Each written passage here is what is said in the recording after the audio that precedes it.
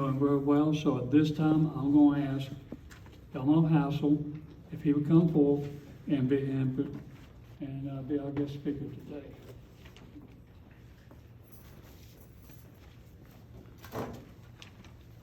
Mighty quiet all of a sudden.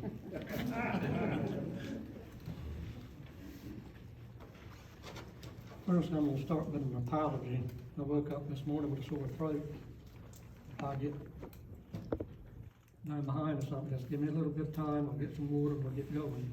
I want to start out with a little patriotic gesture. With all the veterans that just called out, all the veterans, would you stand back up, please, for just a moment? Hold that position just a moment now. Mr. Dan, you don't have to stand there. All right. Lee Greenwood said in his song, God Bless the USA, I would proudly stand up beside him. Is there anyone here that will proudly stand up beside these veterans? Anyone? All right. There we go. Thank you. You may take your seats.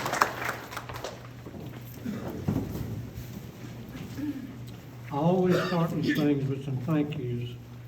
First, I thank God for all the blessings He's bestowed upon me all my life. I thank my family for supporting me. I thank my personal hero, PFC Glenn Oak, a brave young soldier from Duluth, Minnesota. Had it not been for his actions on or about July the 15th, 1967, there's a good chance that I wouldn't be here today. I want to thank the American Legion for inviting me to come and speak on their behalf. I've been wanting to do this for quite some time, and when Leroy asked me at one of our meetings if I would come and speak for the American Legion, it took me all of about 10 seconds to say, yes, I will.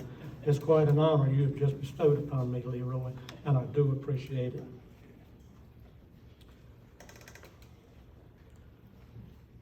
Some of the material I use is straight off the internet, and the rest of it is original. When I use the word soldier, I'm referring to all branches of the military and all gender. And if I become emotional during this presentation today, hang in there with me and I'll get back on track. And if anyone wants to shed a tear with me, I'd appreciate that.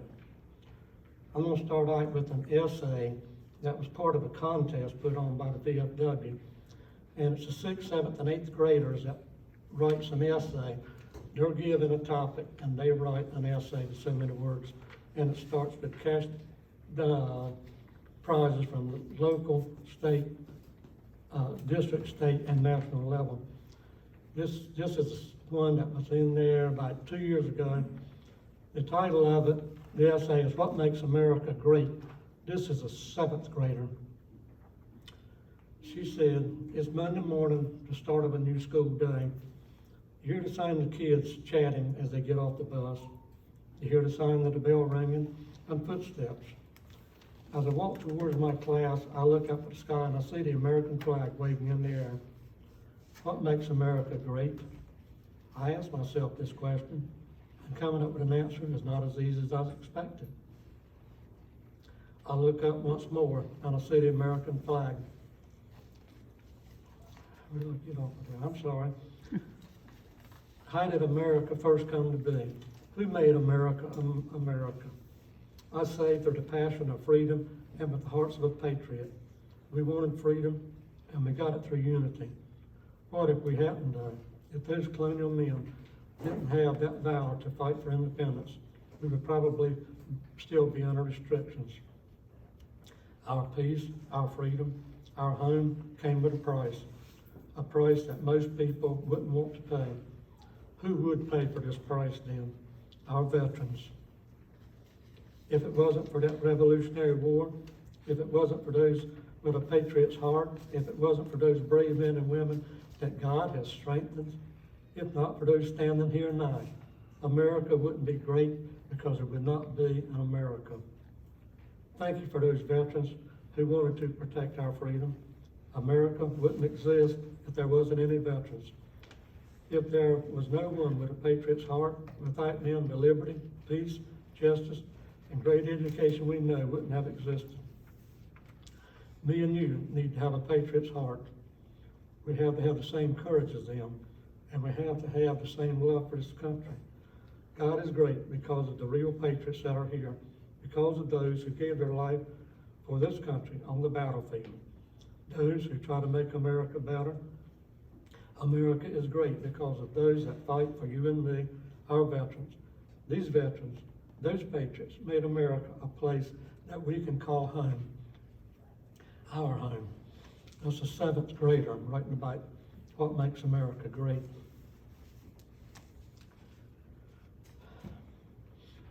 World War II veterans. We have one with us today, Mr. Dan Davis. I don't know that I've ever been to one of these programs that Mr. Dan's not been there. As I said so many times before, I'm humbled to be in your presence. I promise you today, I will never forget what you've done for me in World War II and what your generation has done for me the rest of my life. You shared your knowledge with me. One gave me a wife. You gave me a shoulder to lean on, a firm hand to shake.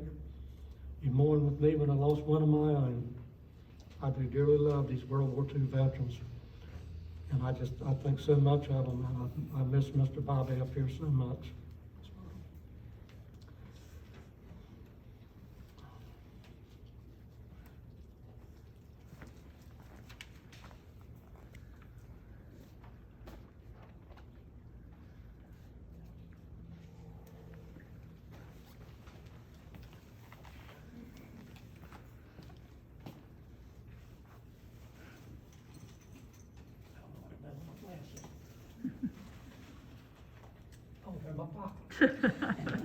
I thought we were both having Joe Biden moments. I can see what I'm reading.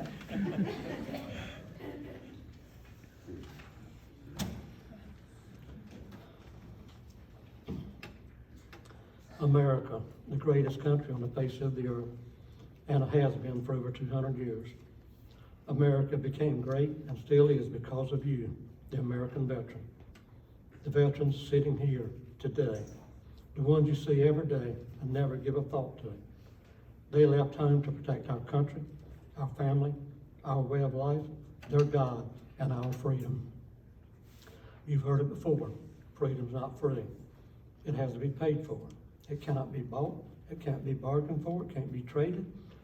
It has to be paid for from separation from our families, by loss of life, a wife, a girlfriend, a child, from days filled with the never-ending smell of gunfire, the mud, the heat, the cold, the rain, the sight of death, the loss of life, a buddy, a friend, dead.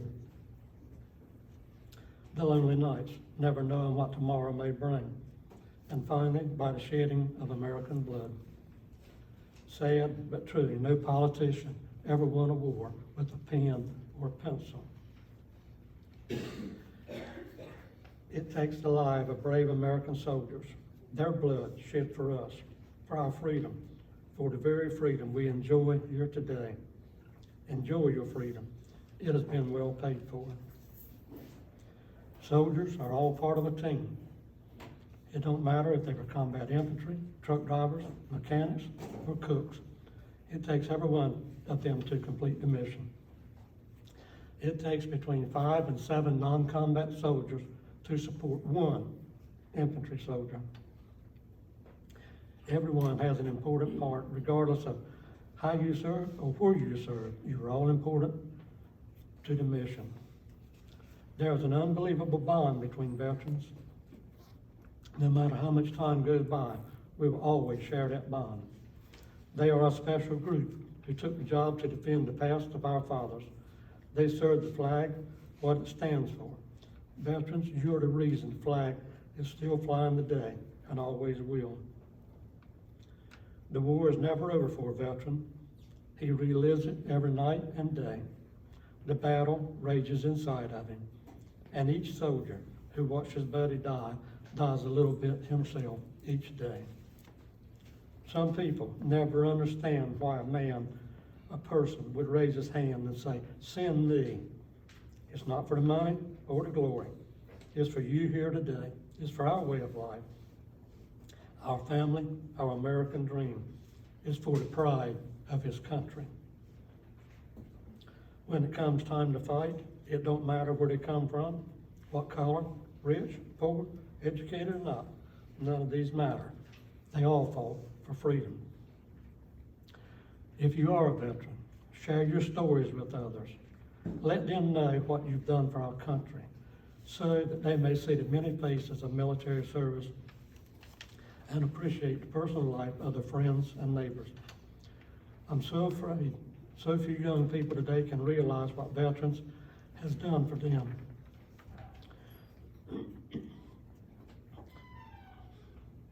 You may have a neighbor who has never given a thought as to what America is really about. Every day as we go about our daily chores, how many of us never stop to think about our veterans? Our next door neighbor may be one. Why not remember them, not just today, but every day? Thank them for their service to our country and pray for them each night. My fellow veterans, feel the pride of this day. Let it fill you. Weep if you will. Remember fallen comrades, but always be proud of who you are and what you've done for your country. This next story, I've used it before, last Memorial Day, but I have a lot more people here today that wasn't at that Memorial Day service. And I've added one to it, but I want to share this with you. Veterans, for the most part, won't talk about their military service.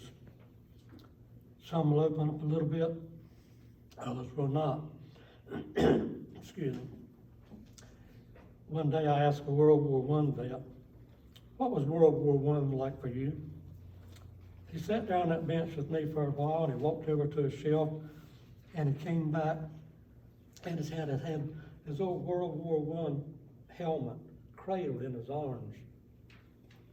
And he looked down at me, and he stuck his finger in a bullet hole, and he said, that's what World War I's like to me. And he just turned and walked back over to the shelf and put his helmet back up. I was sitting on a pier one Saturday afternoon with a dear friend, a World War II Navy vet. And I asked him, I said, what was World War II like for you? And he just glared at me for a long time, and he said, I had 3 ships that sunk under me in World War II, and I survived.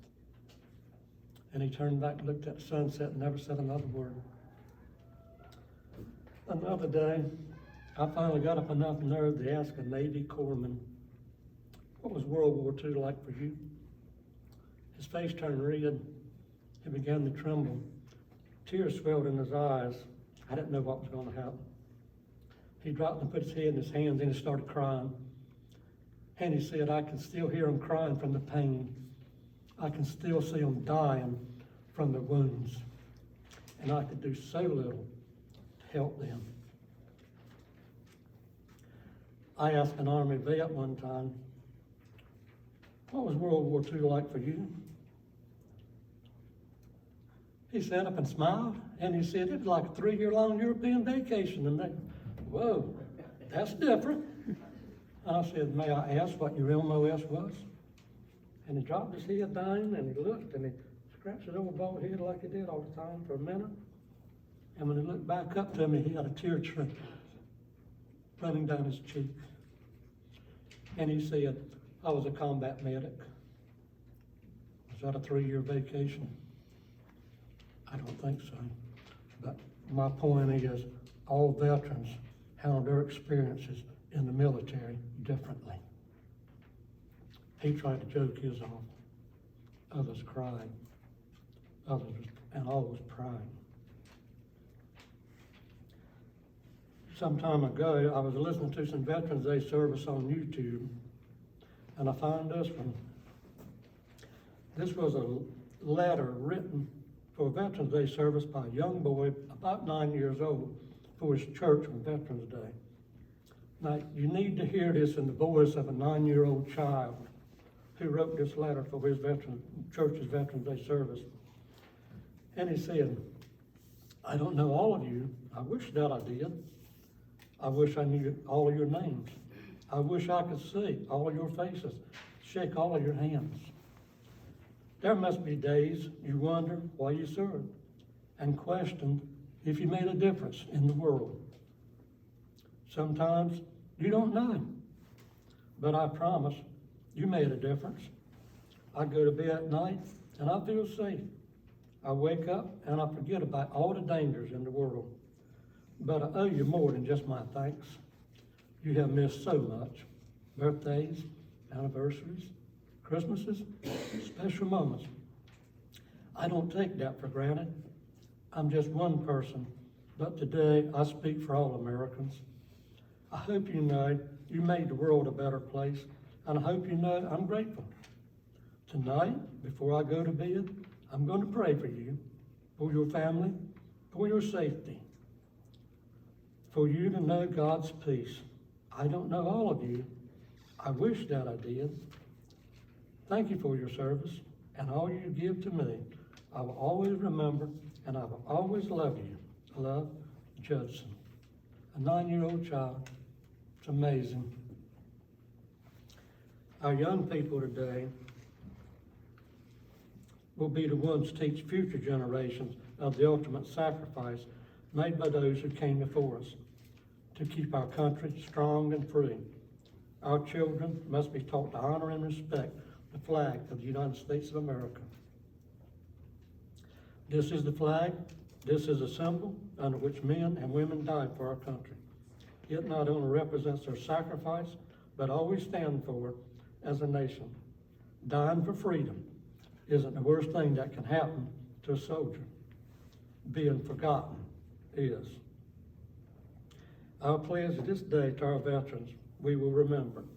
We will remember what you lived for, we will remember what you died for, and we will pass the memory on to our children.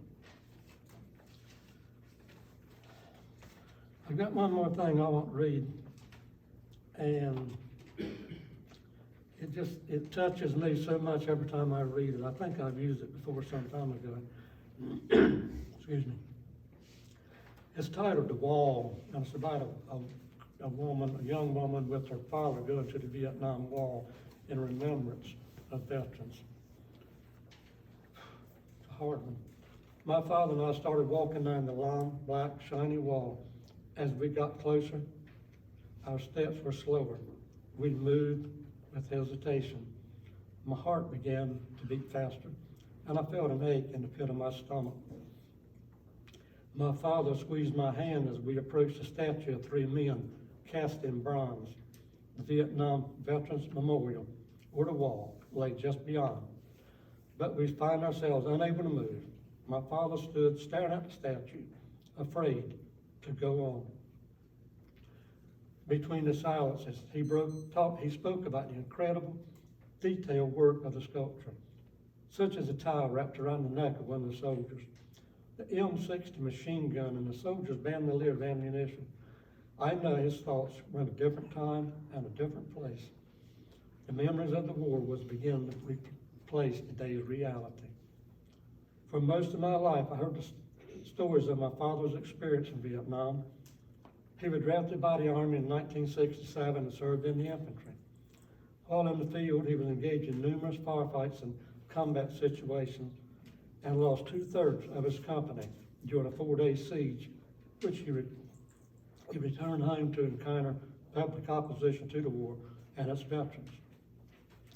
In actuality, my father fought 2 wars, one at home and one abroad.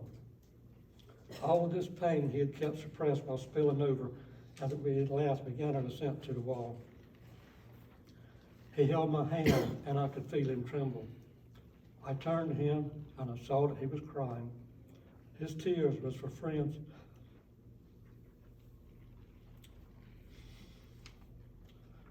His tears was for friends who died and lives wasted. I took out a piece of paper and scratched the name of a soldier my father knew off the wall. Names. Row upon row, thousands upon thousands, etched in the black granite, made me realize the real meaning of war. People die. The tears slid down my cheeks before, for the first time, I could feel and understand my father's friend. The war is over for my father and I, but I will always be with him. Our trip to the Vietnam Veteran Memorial hate to bring us closer together. He is able to look forward to the future instead of dwelling on the past, and I like to believe my presence there was responsible for this outlook. As for me, I was able to see the human side of war. My father's grief made me realize that the pain of war could go on much longer than the actual battle.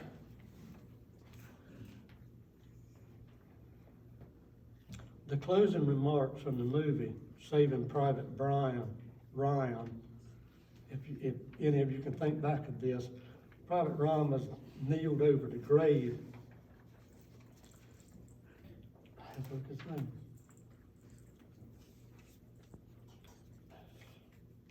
He was kneeled over the grave of Captain Miller, the guy. This was a true story too.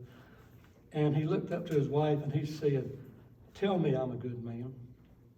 And he looks down to the grave and he said, "I hope I've been a good enough person to deserve the life that you have given me."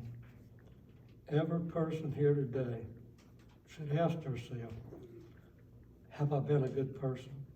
Do I deserve the life that these veterans right here today has given me? I always close with this thought. Only two defining forces has ever offered to die for you: Jesus Christ and the American soldier. One died for your soul, the other died for your freedom. Thank you all for your attention. I appreciate it. And if you love a veteran, you love your freedom, think of it.